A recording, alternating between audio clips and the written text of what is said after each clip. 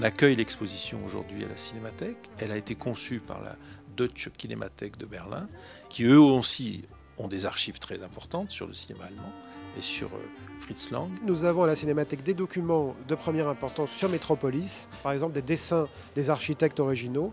On a une énorme collection de photographies originales du tournage de Métropolis, plus de 830 photos.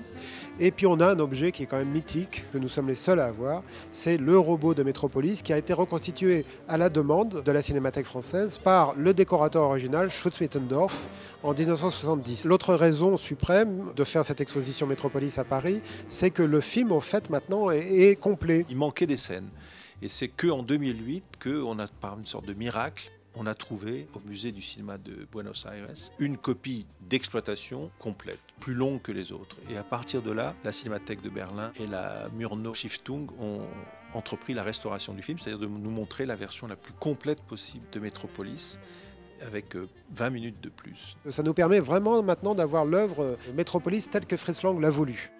C'est un film absolument visionnaire. La façon d'aborder les sujets et la façon de mettre au sujet des choses importantes qui correspondaient à la société, qui correspondaient aussi à sa vision du monde. Lang, c'est un des plus grands cinéastes du XXe siècle. Si vous aimez Matrix, si vous aimez Blade Runner, si vous aimez le 5e élément, allez voir la vraie version de la cité futuriste et la vraie version de la cité moderne, c'est Métropolis de Fritz Lang.